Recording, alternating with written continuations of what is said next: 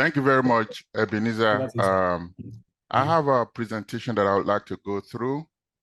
Am I the presenter now?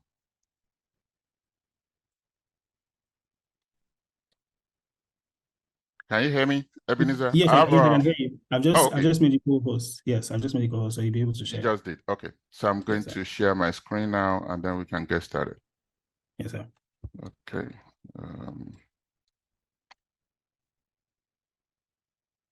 Okay. So am I good to go? Yes, sir. Good to go. Okay. Thank you very much. First of all, thank you for the introduction. And I want to congratulate you and your team for the good work you're doing. I didn't know anything about your work until you reached out to me several weeks ago. And I was pleased because it's in line with, what we're trying to do at Letter to Aso Rock as well. So I was actually, happy to receive from you. But because of time, I couldn't give my commitment right away. But I had it in mind that, I just have to be part of it, part of this. So congratulations, you are on the right path. You're doing the right thing that you should be doing. And my discussion today is going to be targeted towards the so-called youth, the youth. And so I have a presentation that I'm going to share with you in a moment.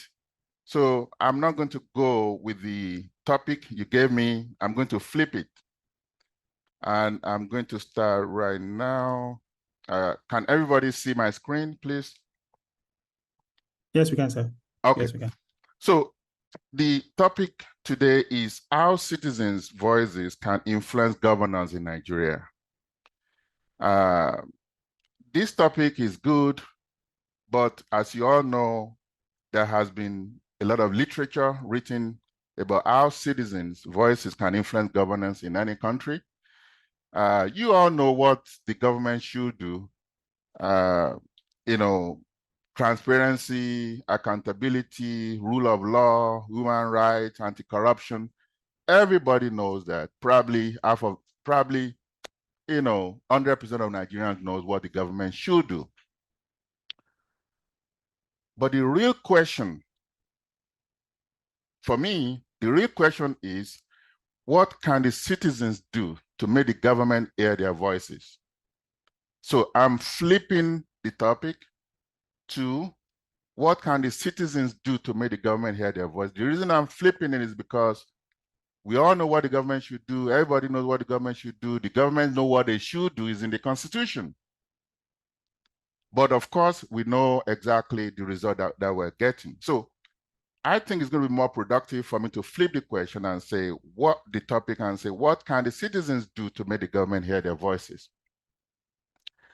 And I'm going to go on it on a tangent here. I want to go back to the Constitution. In the Constitution, there is role for the government, there is role for the citizens. They're equal, 50-50. That is, whatever you're expecting the government to do for you, infrastructure, including power, water, basic infrastructure for you to thrive.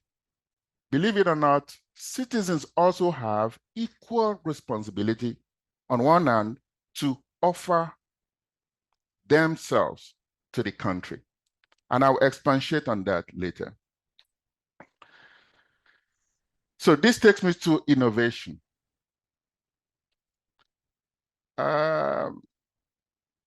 You might ask, aren't the Nigerian citizens innovative enough? After all, you have all this high tech, you have Nollywood, you have everything. It's not enough. It's not enough. See, you look at the present government today. You look at the president, for example. Look at what he's done over the years. What's his age now? Is 70?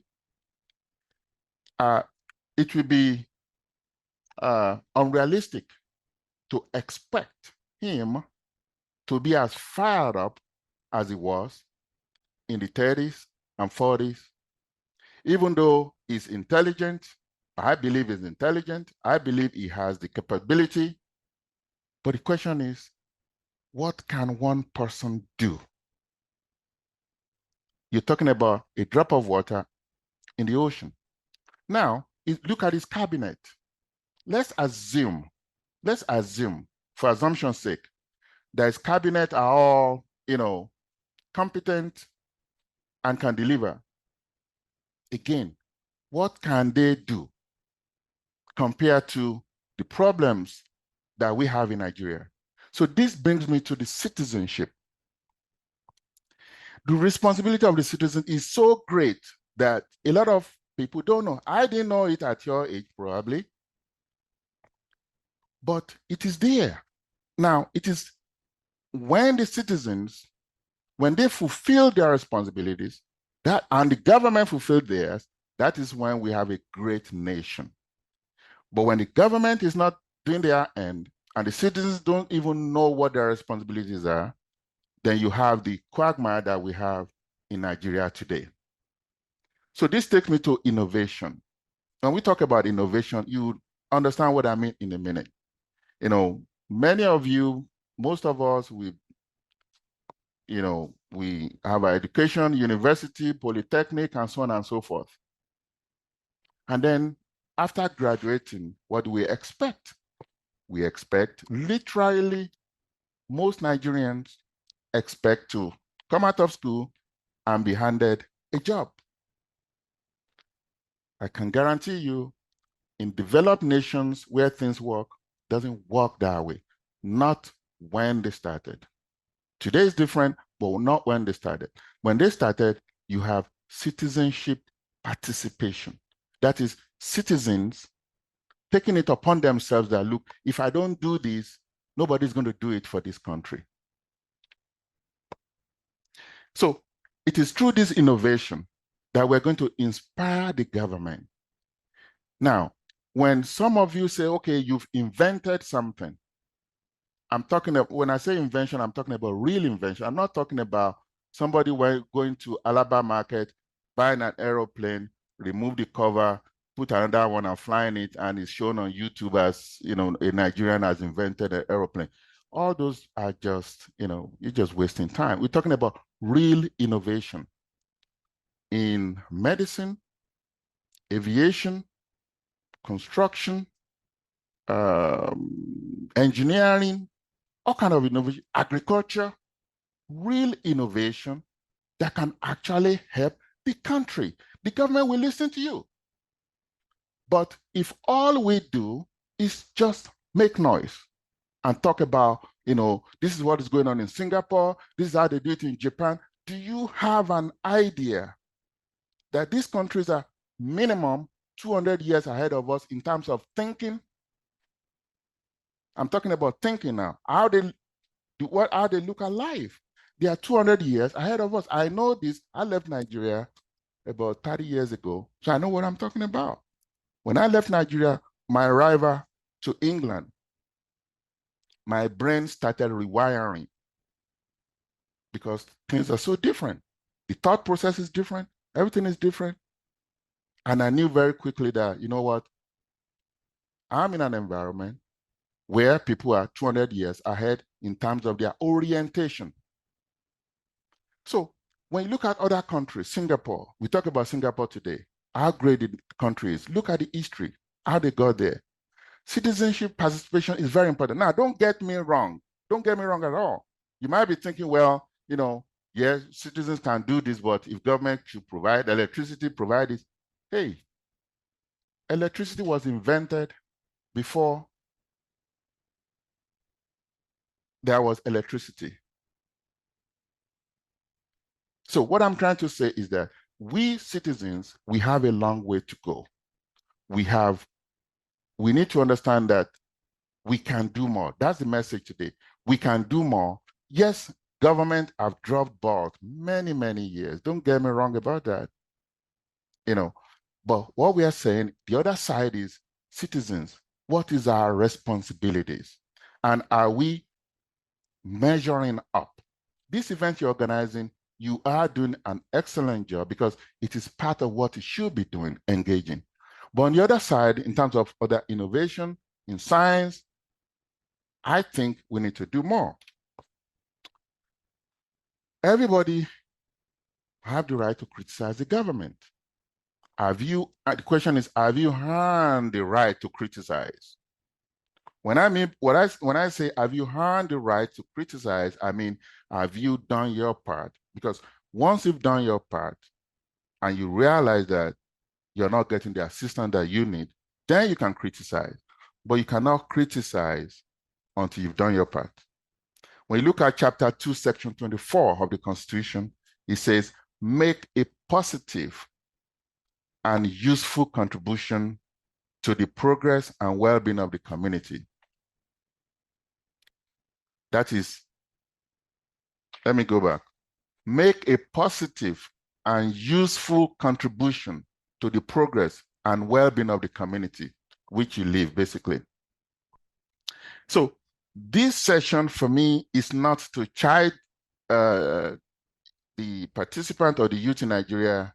It's not to tell them that they're doing anything wrong, but it's mainly to help them understand that it takes, for a great nation to be formed, it takes two to tango. It is when the citizens do their part and the government do their part, that is when you have the magic. We need to find our Einstein. We need to find our Einstein. You're all familiar with Albert Einstein, his great work in physics. You're familiar with that's the first one on the left. The second one, you're familiar with Sir Isaac Newton, his great work in physics as well. For those of you that did physics, you did calculus. Isaac Newton in 1665, at 24 years old, invented calculus. Singularly, calculus. You compare that to 24-year-old today, not just Nigeria, any nation. This guy invented calculus that professors, PhDs are specializing in today. If you see somebody going to university, so I'm going to special in mathematics, I'm going to calculus, guess what? They're going to learn about what this guy invented in 1665. Guys, look at the date, 1665, at the age of 24. No electricity, nothing. This guy invented calculus at that time. And based on that, all the professors of mathematics today, physics, everything, they all rely on what he did. What am I trying to say? I'm not trying to say that every Nigerian must be as gifted, talented as all these people are mentioning, but I'm merely saying that we need to pay attention and listen and find our Einstein. Because it is when we can find our Einstein, that is when we can be delivered. But oftentimes, instead of support, when we see an Einstein among us, I'm just using Einstein as somebody who is talented, unique in our community. When we see one among us, what do we do? You all can answer the question. You have the answer. What do we do? When we see somebody who is exceptionally brilliant, we find a way to make sure that that person doesn't progress. That's pretty much. And it is those people that can deliver us. Folks, there is nobody coming from anywhere to come and save us. You look at planet Earth. We are all on planet Earth. A lot of people might not even know. You know, planet Earth moved through the space today around the sun. But how many people are aware that there are over 1 trillion planets, over 1 trillion planets like planet Earth? Some might be habitable, some might not be habitable. But have you ever been told that there are over 1 trillion of other planets and what possibilities might be on those planets? Now tell me, if there is a being that is directing their affairs on planet Earth and is directing their affairs on all these other trillion planets, now tell me how it's going to focus on planet Earth. So if you're waiting for somebody to come and save us in Nigeria, you're wasting your time. We have to do this thing ourselves. The bottom line is we have to do this. See, when you have an idea, something comes to your mind that I should do this. Trust me, you are the one. You are the one that should execute. Because at that time, it may be that you are the only one thinking about that particular idea. So when you have an idea and you say, well, Nigerian government, this and that, if I do it now, no. That's a wrong approach. You have to move ahead. And that takes me to this. You don't need permission to do the right thing. You don't. A lot of people think they need permission. Oh, I have this idea. Only if government could give me, contract. Only if government could give me this and that. No, you don't need permission to get started on certain things. It is when you start, because if you believe in something, this event that you're organizing, I believe, spearheaded by Ebenezer, I believe that in his bone, he believes that he can make a change with this event. And I'm sure nobody is paying him to do it, but he believes and is moving. So also, any of you have idea what you want to do, you cannot wait. Because if you wait, because you might be the only one convinced. Idea is like a vision. You've seen it all, you've thought through it. So you might be the only one that have believed in that. So if you wait expecting other people to believe, it's going to take you 10, 20 years or never. But when you take steps and do something, then people will come around you. And if there's anything you want to take away from this today, it's that the Nigerian youth should really cooperate. You have to cooperate. Forget about government. See, when people organize, when you identify talent among you, you have to coalesce, you have to support that individual, because that individual might be the Messiah today. So the takeaway is you organize, form a group with a purpose like you're doing now. And this does not have to be civic, policy making. It could be on science, could be on, anything else. Identify talent locally, sponsor that talent. See, it does not take a lot to recognize talent and to sponsor that, at least to come up with what is called proof of concept, that everybody can understand that, oh, this is what this guy is trying to do in agriculture, all the way from agriculture to medicine. Then you promote. Then, of course, you repeat. Letter to Aso Rock, I want to talk about Letter to Aso Rock in a minute. Listed as some of our advisors.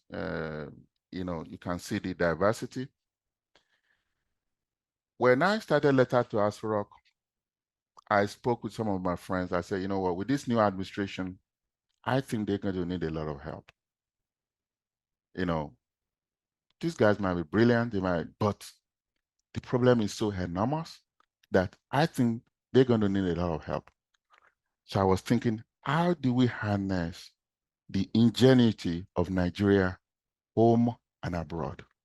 A lot of Nigerians in diaspora who are working, in sensitive places, they've acquired so much knowledge that could be utilized in Nigeria. A lot of Nigerians are home with so much ideas that they cannot implement, because of the environment, because of what they perceive is going to be the obstacles, because of their attitudes, because they know that even if they, project all the way to the government, they might not even understand what they're talking about. People are frustrated. So how do we create a platform that can harness these resources and then allow the government to tap into it? When I discuss with some people, they say, you're just wasting your time. They're not going to take a look at it. You're just wasting your time. Better focus on your business, and so on and so forth. And some even ask me, oh, how are you going to make money from this? I just laughed. I said, you don't get it. This is the only shot you guys have. In the next 10 years, 20 years, you're gone. And then you have the young ones that have to come on board. And when you look at what is going on in Nigeria, you shake your head. You're scared. So something has to be done. Then I went ahead. Today we have over 4,000 people who have registered and who have submitted, those are many who have submitted proposals, and this is just the beginning. So what I'm trying to tell you is very simple. One, you cannot wait for permission. Don't seek permission from anybody to do what is right. If you know what you're doing is right, it's going to help the country and of course help you as well economically. You don't need permission from anybody. Organize. You have to move, you have to take steps, and you have to combine with people of like mind. It's so vital. See, you might even discuss some ideas with even your parents. Their reaction might be negative based on their experience. So it's very, very dangerous to take your idea and expect people to give you permission. They will never give you permission. Why? Because they don't have the vision that you have. It is your vision. Just make sure that vision is clear and find people of like minds and you move.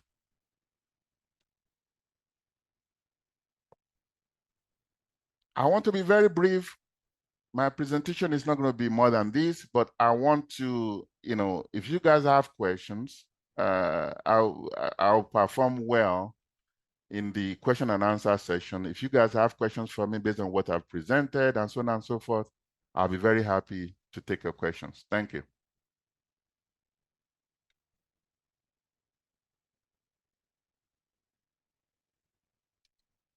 Ebenezer, over to you.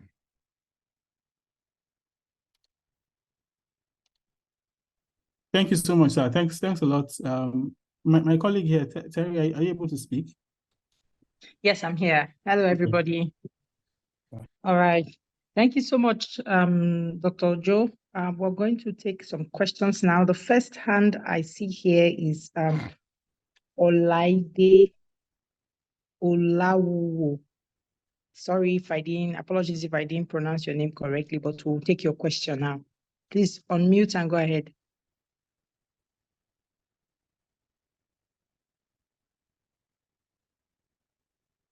Hello.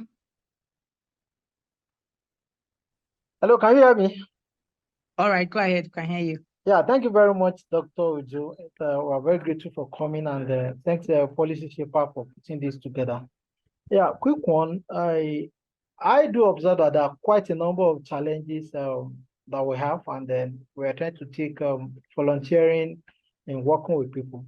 But where I'm a bit disturbed is that sometimes, for instance, you see an environment where the citizen, the community are not well educated, and you are like, let's try to enlighten them so that when they are engaging the representative or government agency, it will be, this is what we want, let's have value for budgetary allocation and whatever.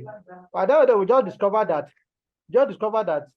what happened is that some of these few leader communities that will just go at the back and collect money from the agency, and the project will not be done. And when you are like you are an outsider in that community and you're like, who's for this thing? This thing have been appropriated for, and XY said.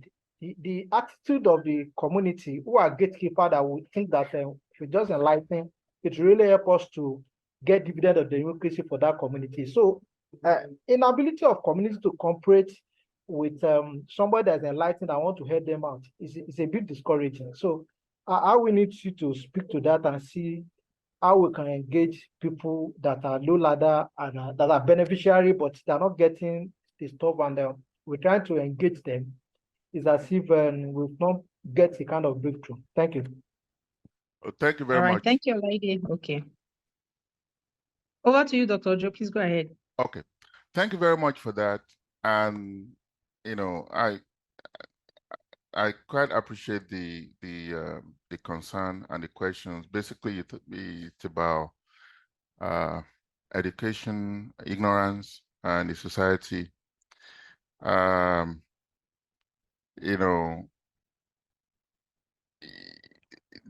These are not easy fix solutions when people corrupt, one, ignorant, they're not well educated. It's going to be difficult.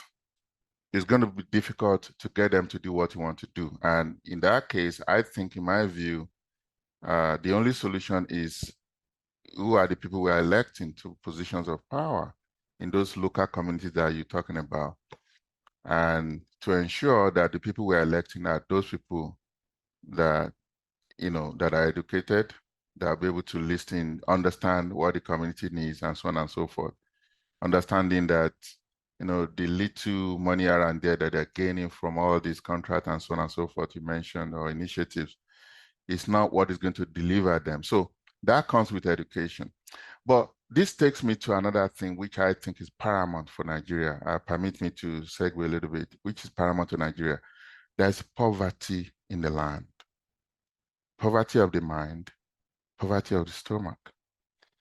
And, when I look at places like the UK, United States, Japan, and so on and so forth, these countries have what is called, they have a good social, they have good, social policies in place to help those who are really poor.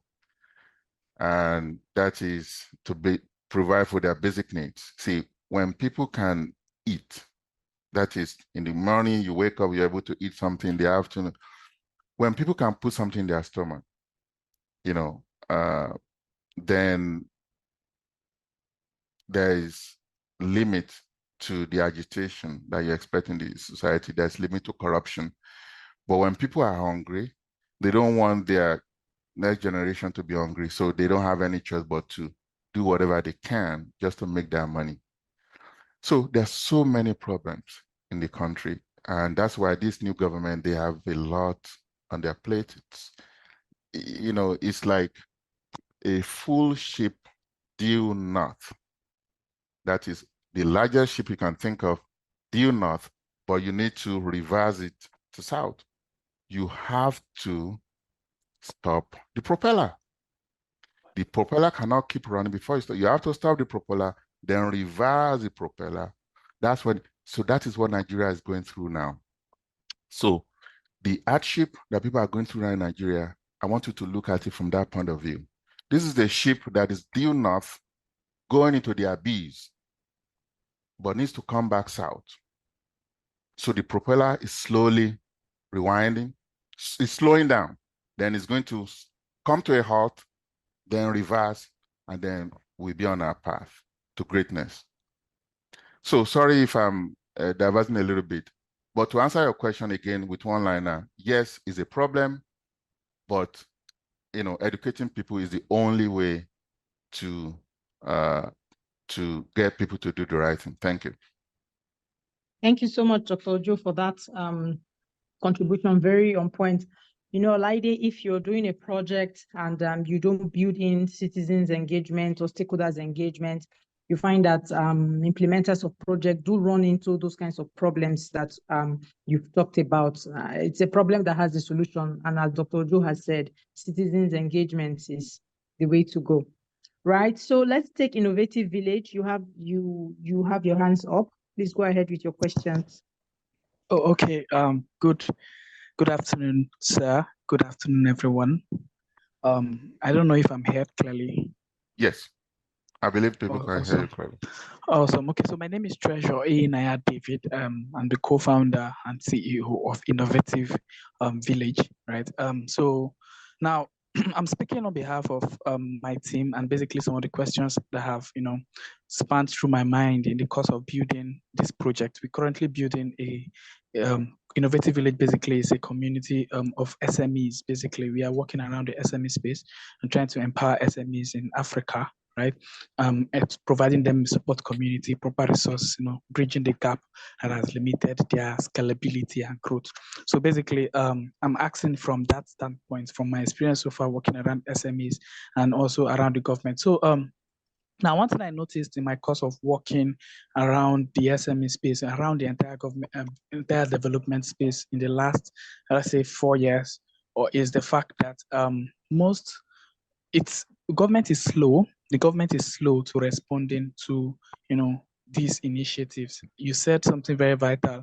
The government is not waiting for us, but owing to the fact that most of our activities are tailored to solving issues that regards to the economy, and the government are major players of the economy, right?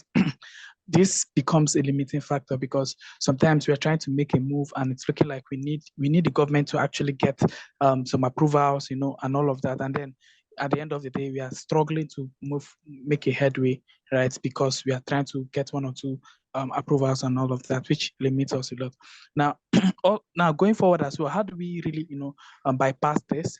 Like that's one of my questions. And then secondly, so far I've been having a lot of, engagement from people in diaspora. In short, today I had a meeting with someone from diaspora who had met me on LinkedIn based on the output we put out there, output on LinkedIn. And he is like, oh, I'm interested in what you're doing and how can we make this work, right? But I discovered that even people within this context, Africa, are not even seeing this as much as those outside Africa, right? And it's a concern to me, actually. And how do we, how do we get the kind of support we need, right, to scale, to grow, right? We are planning on having an event in Lagos. SME, we'll call the African SME. Kindly round up your question because of time. Thank you. Yeah, exactly. So we are planning on having an event in Lagos, the African SME Assembly. We are looking at stakeholders we can work with. We've literally reached out to a lot of people, and it's draggy as well. So my question is, how do we manage this drag, and then how do we also harness the support that we get from the external bodies, and to create a proper system that can facilitate what we do? Thank you, sir. Thank you. So something came to mind. The center point of your question is, getting cooperation from government, approvals for, things like that. I can only use my experience. Hopefully you'll learn something from that. In 2003, I realized that Nigerians have been excluded from e-commerce online. That is, at that time, if you go online, you want to register something, Nigeria will not be on the list. Not because Nigeria as a country is excluded because of, money laundering or stuff like that. No, they were excluded because of perception that Nigerians are fraudulent and so on and so forth. Everywhere you go, you check the drop down, you won't see Nigeria. The internet that everybody enjoys today, you go there, you see Nigeria. It wasn't like that. So 2003, they were not able to participate. I mean, they could go on Yahoo, but in terms of making payment here and there, forget about it. And at that time, 2003, go and check. No banks in Nigeria was issuing MasterCard, Visa card. The only bank that was talking about it was EcoBank, because EcoBank is an international bank. So I said, you know what? This is an opportunity for me to come up with something to get Nigerians back in the game, to help them.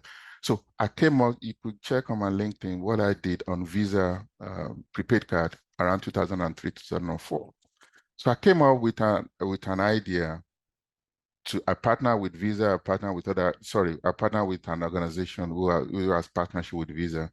So we were able to buy Visa in bulk, and then we put the number programmatically now on a PDF. So Visa card number, expiration day, and so on.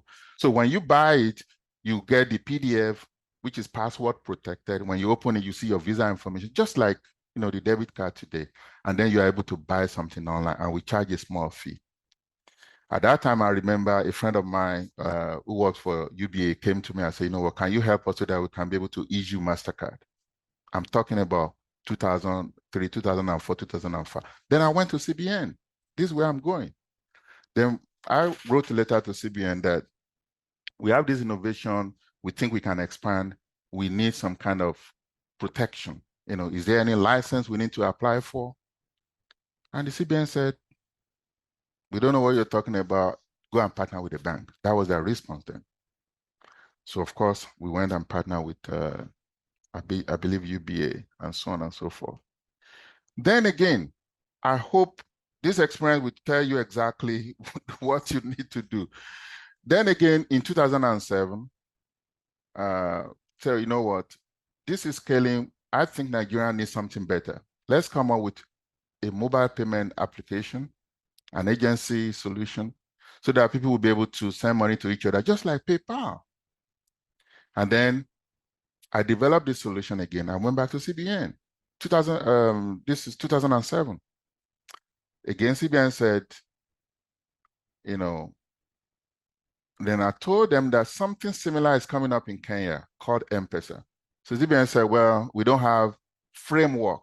That's their word. We don't have framework for that in Nigeria.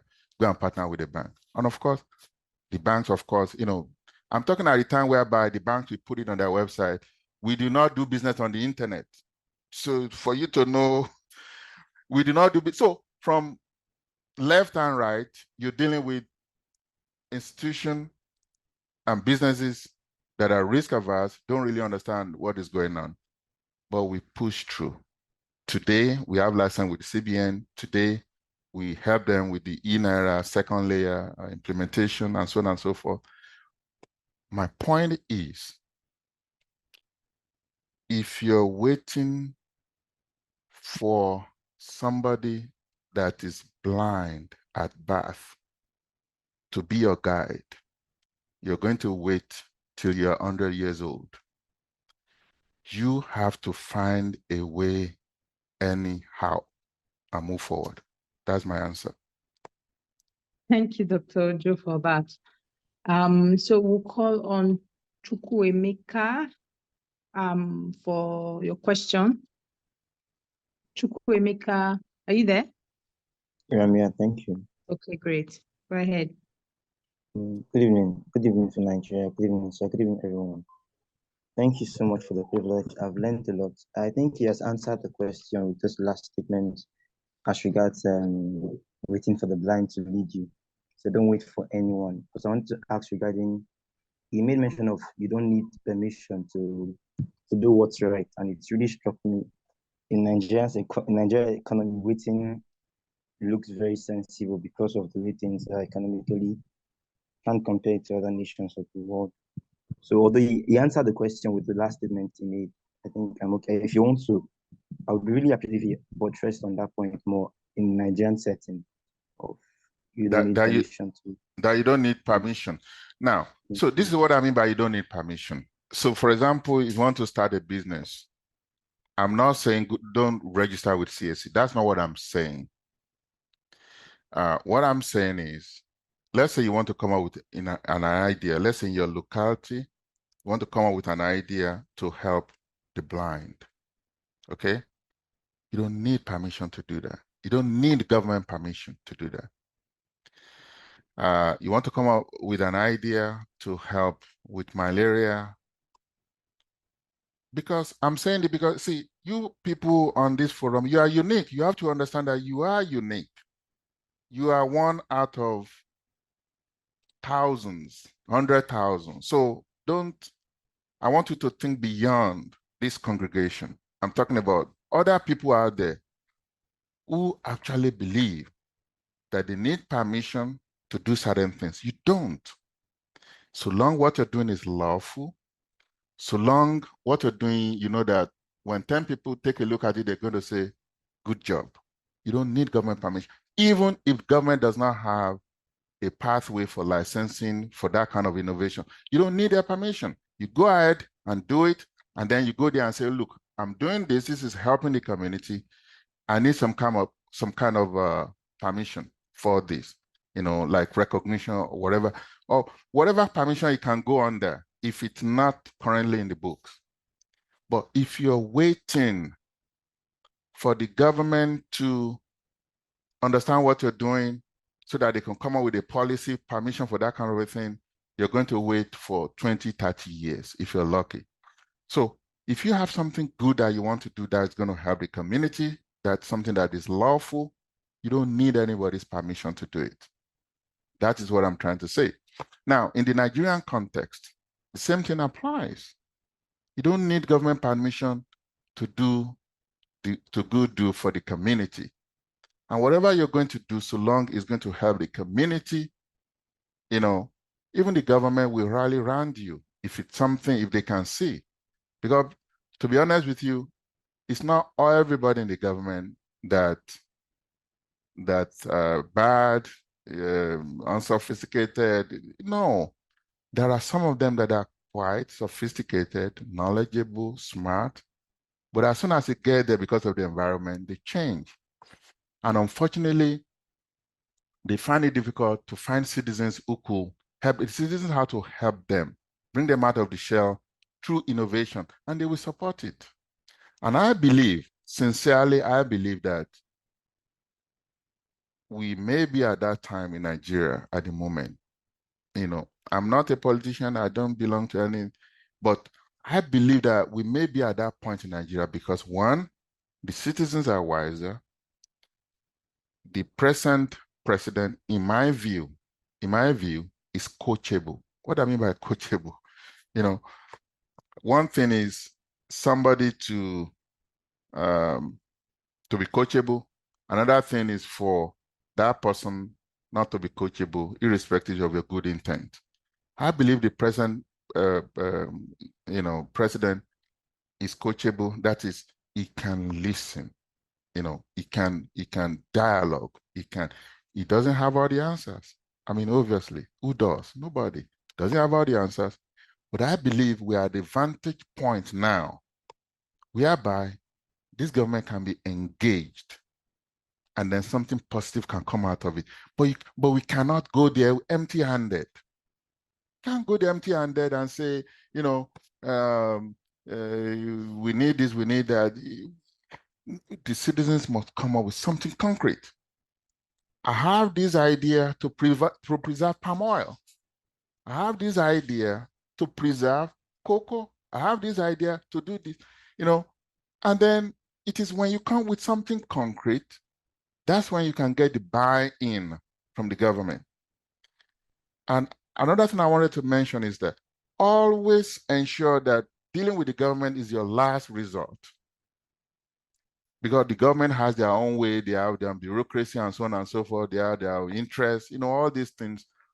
So it is always best, whatever you want to do, if you can do it as a private initiative or NGO, it's best to explore that first before you engage the government. The government, make sure, is always the last resort. That's my view on that. Thank you so much. Thank you so much. That's so on point. So on point. Please, this feedback, and this response is for every one of us on the group because, as Dr. Joe was talking, I was just thinking, as someone who has worked with government for 10 years across 9 states, I have a sense of how government works. They don't like reactive solution to problems, right? They like that solutions should have been tried and tested, like Dr. Ojo said. You don't really, our government is not quite open to like innovation. So you don't go to them with an idea that you haven't really tried, you've not tested, you don't know what works, what doesn't work, and then you expect someone to take it on. And not just the government, but you need to be talking to an investor who is very open to risk, to be able to buy into that idea. But for the government, they are not that open to risk. And so we need to sort of understand that. And there's one very key thing Dr. Ojo just said, which is the government being the last resort. I'm hearing, how can the government support? How can the government support? You can really thrive in whatever you are doing without the government support. right? Just go ahead. You can thrive in Nigeria. You need to inform the government, but if you're waiting for government support, like Dr. Joe said, it's going to take 20 to 30 years of your life, and you really don't want that. So thank you so much, sir, for that response. Someone on the chat had asked how to connect with letters to Aso Rock. Maybe you might want to speak to that very quickly before we call on Eben. Okay. Someone in the chat, yes, sir. Okay, I'm going to put the web address on the chat in a minute. So once you have the web address, just go to that website and register if you have not registered. It's very simple. It's designed to be very simple. So you register your first name, last name, email, phone number, obviously, email to correspond with you, email in case we need to reach you via SMS if there's any urgent need for, if you had submitted a proposal and the government wants to talk to you, obviously we need your email. So once you submit, that is step one, you've registered. The second step is on the proposal section or idea section. If you have anything, we have people who are just submitting ideas, I mean, from great to, it's a full spectrum. So I won't expatiate much more than that. It's a full spectrum from great to, and then, so those are ideas like, government should do this, that's on the idea. But on the proposal section, if you have something that is more organized and you want government to take a look at it, then take your time and craft a proposal. It doesn't have to be 100 pages. Just make it, because human beings are going to read it and they need to, so take your time to put yourself in that position. If somebody sends this to me, the proposal to me, will I take the person seriously? So take your time, write your proposal, put your thought together, and then submit. So that's another section. So once you submit your proposal, then it goes into the wheel of things. That is when, now, a lot of people have asked, what if my idea is stolen and so on and so forth? Well, when you write your proposal, you have the option to say, okay, do not share yet. So while you're drafting your proposal, sometimes it may take you a week or whatever. So you don't share it yet. And you may not even want to share it at all if it's that sensitive. If it's sensitive and you want to do patent on it for us, you want to contact a lawyer, you have all the time in the world to do that. But from experience, I can tell you sincerely, unless it's something about nuclear power, I think you can safely share your proposal. And the key is to make sure that proposal actually makes sense and is something that is needed. And you just hope for the best. See, our job is to create a medium by which the citizen and the government could interface. The another thing we've done is to make it, you can actually target your ideas or proposal to federal government, state, or local government, because it's not everybody that's looking at the federal. Some people, it's just their own local government. That's where they have an idea how to get certain things fixed. So when you're submitting your proposal, there's option to select, is this local government? Then you select the local government. It will show you drop down the local government. So that is how to go about letter to Aso Rock. So once you submit it, it's going to be available for the government to review when they start reviewing. So that is my response to that. All right, thank you very much. So I believe we all understand how to connect with letters to Aso Rock. Thank you so much for your time, Dr. Joan, for such a fantastic presentation. Really, really apt.